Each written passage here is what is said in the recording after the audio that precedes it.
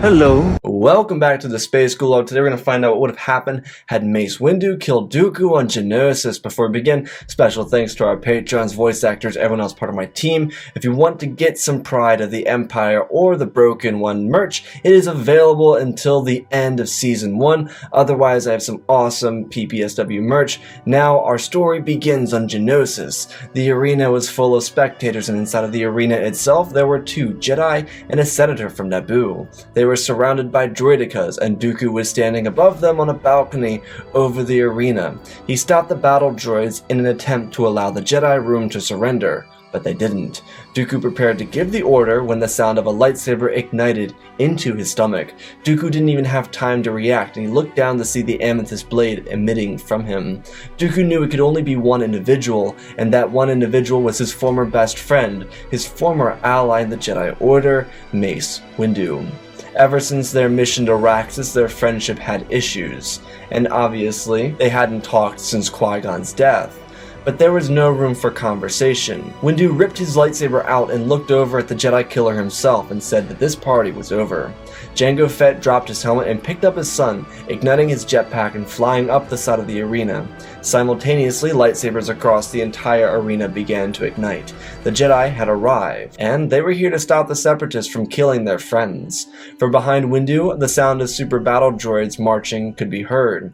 Windu checked his sides to be sure he was safe, pulling off his robes and slashing and deflecting several blaster bolts back towards the super battle droids. One of the heavy droids fell to the ground, and Windu carried on, stepping forward and cutting through the droids before turning around, seeing the Separatist leaders in fear. Windu pointed his blade forward and instructed them to stop this conflict. The Separatist leaders, being Poggle the Lesser and Newt Gunray, put their hands up in the air. Gunray, admitting that it was too late for the conflict, had only just begun. Windu decided it was best to use an aggressive negotiation by swinging his lightsaber around towards Gunray's neck and looking him in the eyes and telling him he wasn't afraid to break the code to save his fellow Jedi. Gunray panicked, very audibly, and told Windu that he would, as he turned around and raised his hand. All the battle droids in the arena stopped what they were doing, and the Jedi all looked around. There was still 100 Jedi or so left alive, not killed by the droid forces. The Jedi all held their lightsabers up, looking around in silence as a sound rang out. It sounded like a large ship exiting hyperspace, and when the Jedi looked up, gunships rained down from the skies as several heavy vessels made their way to the front lines of battle. The gunships picked up the Jedi and the Separatist prisoners, taking them both up to the capital ships overhead. On the ground, battle continued as Jedi pushed a heavy assault in the first conflict of these Clone Wars. The battle would become an overwhelming victory, and the Republic morale over the war would be rather high, even though it was against the best wishes of the public. The senators of the Republic were in favor of the Republic beating back the CIS, otherwise known as the Confederacy of Independent Systems. The clones were very obviously the superior fighting force, though the Battle of Geonosis would be a costly battle for both the Grand Army of the Republic and the Jedi themselves. Because the Jedi weren't generals with any militaristic experience, they kinda sent the commandos into the front lines, getting a lot of them killed in the process. It wasn't a great look for the Jedi, but it would be a forgivable misstep after an overwhelming victory on Genosis. Though, for the Dark Lord of the Sith, the one who orchestrated the entirety of the Clone Wars, there would be a glaring issue. That issue being that his student, Dooku, was dead. While in the grand scheme of things this wasn't a terribly big deal, during the duration of the Clone Wars it kinda was. Mostly because Dooku was the leader of the opposition. His entire purpose in the grand plan was to elongate the war and to keep the Separatists from going overboard and winning the war in the first year of combat. Because the glaring issue was the fact that the Separatists, without anyone to stop them from curb-stopping the Republic, could curb-stomp the Republic. Dooku's entire purpose was to keep the Separatists at bay. Well, technically, he was to win the first year of the war and then slowly lose the war as the Republic gifted Palpatine more power. And now without Dooku, Gunray, or Poggle the Lesser, the Separatists were under the control of several operatives with no limit. While this certainly didn't sound bad for the 1 year planned, the Separatists could easily win the entire war in said 1 year. And that was the issue. Palpatine would lose everything, and he most likely would be executed for his crimes against the galaxy. While Grievous and Ventress reported to Dooku, they had no real reason to want to report to Sidious at this point. Dooku made it clear that he was their instructor and their boss, and so, when the void opened up after his death, General Grievous took it upon himself to take control of the entire Separatist military, even the millions of troops in reserve, and dispatch them across the galaxy. Grievous would follow the basic plan that Dooku had set up by dispatching Admiral Trench to Christophsis, Captain Tuk to Ryloth, and Asajj Ventress to Twidaria. At the same time, Grievous would take control of a vessel known as a Malevolence. Though instead of being rambunctious with this project, he would station a small support fleet around the vessel, mostly just Munificent-class destroyers, nothing too large or too serious. On the other hand, Grievous would dispatch legions of Lucrehulks galaxy-wide to besiege planets. The clones may have been the superior fighters, but they lacked the numbers to adequately keep up with the Separatists at the moment. There were 200,000 clones currently deployed that were still kind of alive, and about 1 million more were about to be ready after the first month of combat. The only issue was ensuring that they would be ready. The Republic had a new battleship called the Venator-class Star Destroyer, and it was meant to become the ship of the line. But the Kuat drive yards couldn't get enough of them out at the rate that the Republic needed them. The Republic needed them across the entire galaxy, and that was the issue, especially with the Malevolence denting everything it came across. The Republic was highly unprepared for this combat, and it was very obvious from the get-go. The Jedi and the Republic were scrambling to keep up, but it was very difficult. There were some early war skirmishes that the Republic was able to successfully win, but Palpatine himself was having a panic attack, quite literally. He was beyond stressed out, and he didn't know how to fix it because he no longer had any control. The Separatist war machine was massive and it didn't slow down. The Malevolence was a large part of that force, as it was responsible for most of the Republic defeats early into the war. That was until Anakin Skywalker led a squad of fighters alongside Jedi Master Plo Koon against the massive superweapon and defeated it. This victory would be the last major victory the Republic would endure for the longer part of 3 months. Every battle was a massacre, and the Jedi weren't responsible. They were just as much victims as the clones were.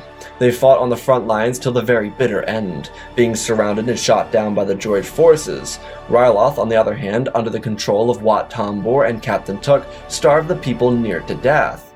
The galaxy watched in horror as the Separatists continued to make the people of the Republic suffer. This created a do-or-die scenario for many of the senators, because a lot of their constituents were suffering. Palpatine was the largest practitioner of trying to reach peace, though he was doing it behind the backs of the Senate. Palpatine was really trying to get a hold of the power of the Separatists, but because Grievous was winning an actual war rather than toying around in a proxy war, he was filling his ego with the sweet nectar of victory. He slaughtered Jedi and burned civilizations to the ground, and as a warrior, he thrived on it. Palpatine realized the monster he created, and he feared it himself. Though the great political travesty of Palpatine was his inability to realize how detrimental the circumstances were. He continued to work rigorously to get the war back into his hands, at least in a manner that would allow him to seize control of the Separatists and stop their war effort from completely taking over the Republic. Though, there was one issue. The senators of the Republic were starting to see an issue with Palpatine, because before the Battle of Genosis, he forced the Senate to vote for the military curation bill, and right after that the war started, and the Republic was thrown onto its heels. The Senate was beginning to get feisty with the Chancellor, and they really weren't fond of their homeworlds being ripped to shreds by legions of battle droids. The Jedi too were beginning to look a little starstruck. They went from peacekeepers to generals. Many of them had to watch their friends be slaughtered, and many of them also had to watch their students get shot down in front of them on the front lines of combat. The few survivors of the front lines were as hardened as their men.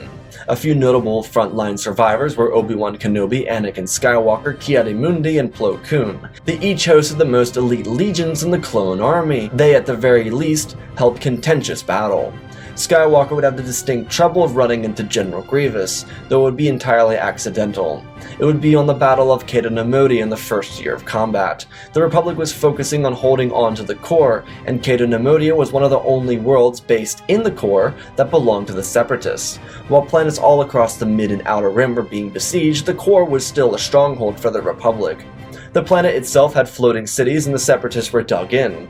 While their entrenchments were strong enough for the Republic war effort under Anakin Skywalker and his young Padawan, Ahsoka Tano, well, they were stronger. They broke through the defenses and made a ground landing procedure on the 3 major cities on Cato Nemodia. Squad 1 was led by Anakin Skywalker himself, Squad 2 was led by Ahsoka, and Squad 3 was led by Captain Rex. The reason for the divide was trust, and they needed to capture the planet quickly. Without Nute Gunray, the planet of Cato Nemodia had no political defense for supporting the Separatists. At the same time the battle ensued, across the galaxy Padme Amidala and Mina Bontiri were meeting in secrecy. Though instead of traveling with Jedi Padawan Ahsoka Tano, Padme was escorted by Depa Billaba student Caleb Dume. The reason for this was because Padme approached the Jedi, knowing that, more than anyone, they wanted to stop the conflict. The Jedi were on the same page with Padme, but her reaching out to the Jedi made them even more skeptical of the Chancellor, even more than they previously were, based on his inaction during the war. Regardless, Caleb was with Padme, as her and Mina came to the conclusion that they could end the war with a peace treaty. Back on Cato Nemodia, Squads 2 and 3 were breaking through the defenses with no problem. This was huge for Ahsoka because it was her first time Anakin allowed her to command a squad by herself. Of course, she was paired with Sergeant Oppo to make sure that someone with more experience was there to back her up. Anakin and his squad were the only ones struggling. That wasn't a reflection of Anakin's leadership. It's the fact that his squad was attacking the capital city, which was heavily defended by spider droids, AATs, and a number of heavy battle droids. The men were pinned down and their heavy armor hadn't landed yet, because General Grievous launched a counter-assault with the Separatist support fleet. The fleet was outmatched, but their counterattack was enough to keep all the heavy tanks off the ground, which meant that Skywalker and his squad of men were in this by themselves. Anakin directed Hardcase and Jesse to take a group of 5 men around the flank and use rocket launchers to destroy the corner of one of the buildings near the heavy artillery. While it would be a risky shot, the intention was to bring down the building on top of the Separatists. Anakin kept his men under cover, making sure that they were safe. While this was a very uncharacteristic move by a Jedi to just destroy a building, Anakin figured it would be alright considering the Separatist tanks were currently blowing up buildings behind and around Skywalker and his men.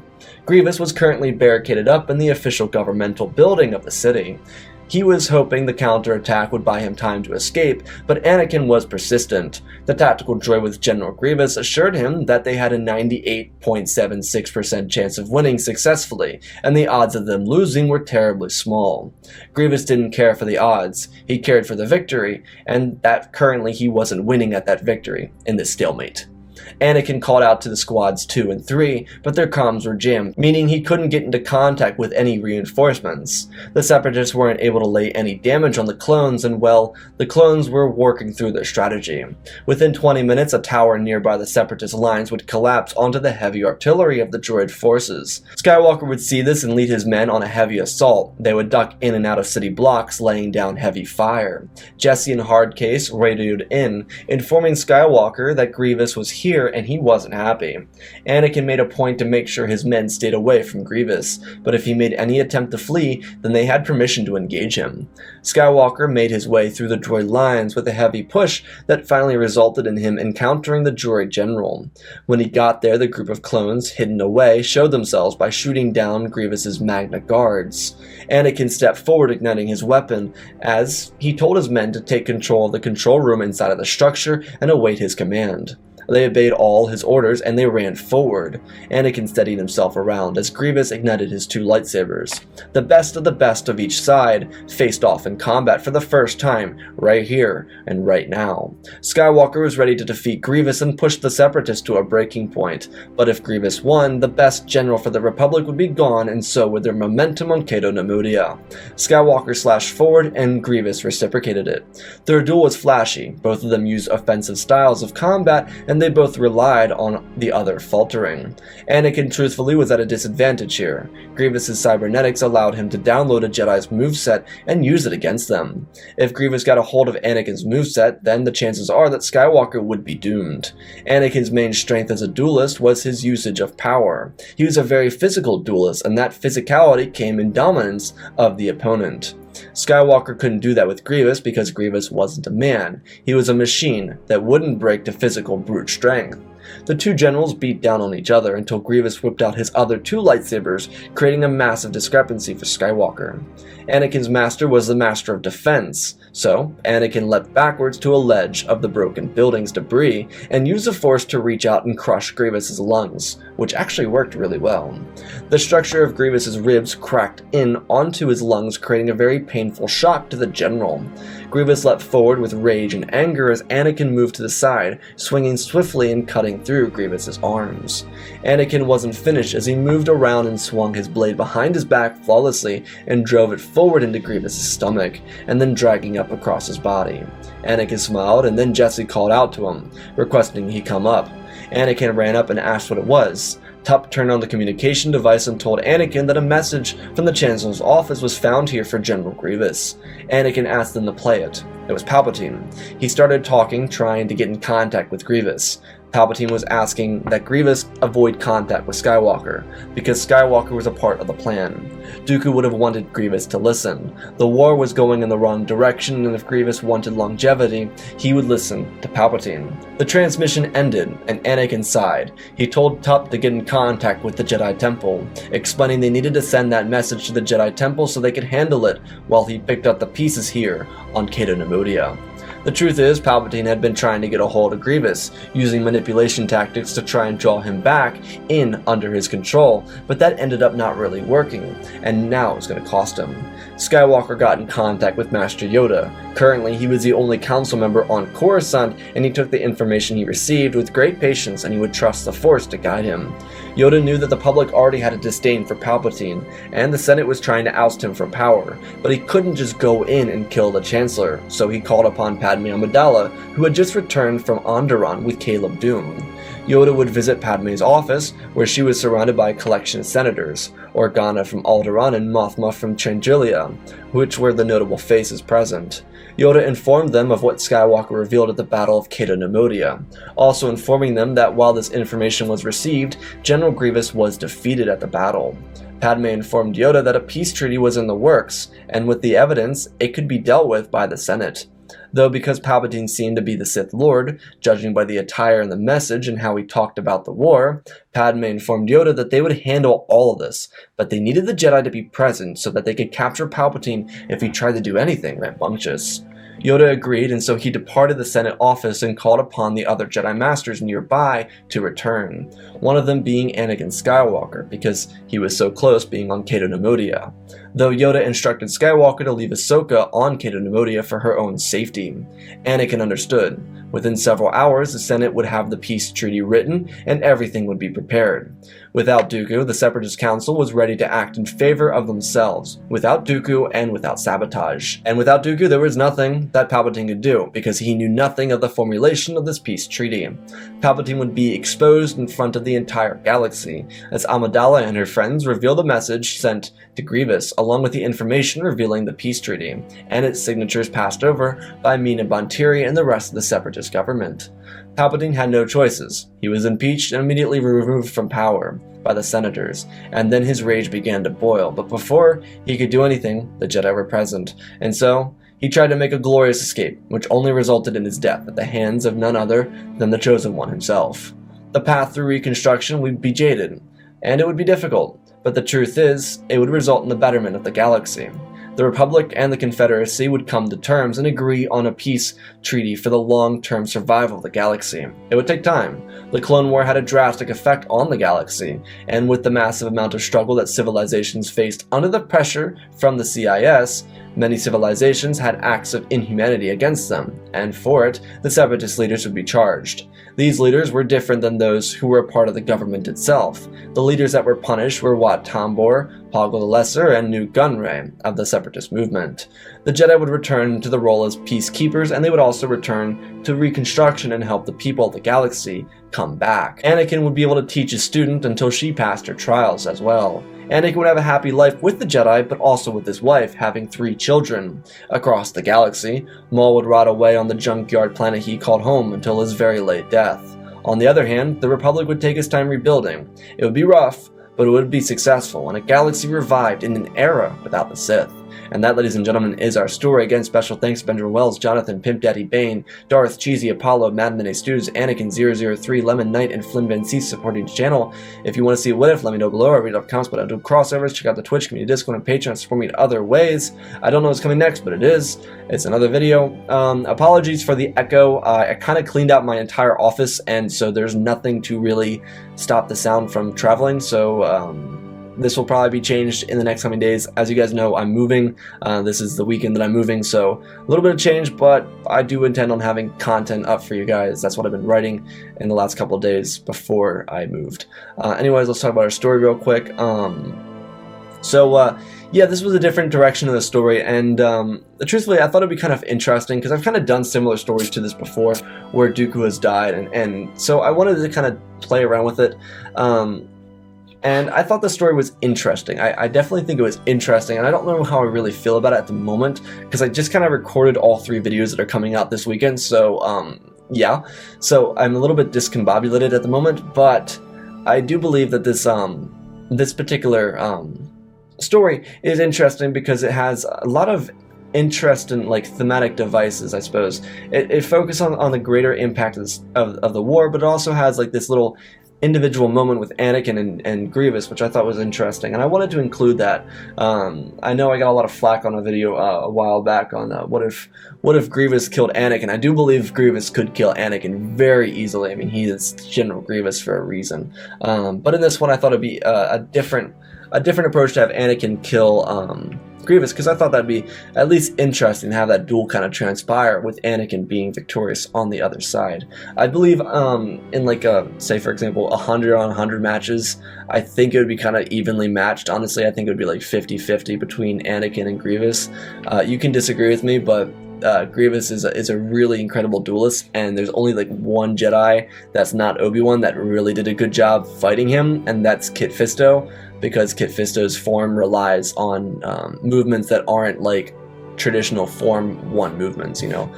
Form 1 has a lot of random movements, so that's why Kit Fisto kind of was really good at beating Grievous in the Clone Wars.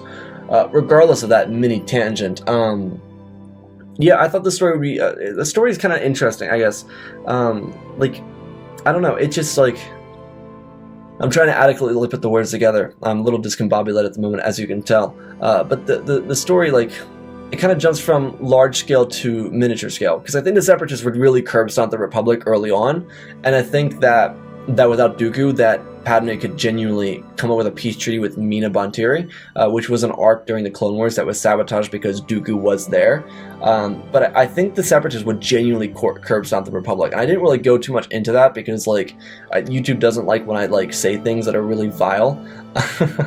So, like, the Separatists would certainly, like, burn, like, half the planets in the Mid-Rim to the ground.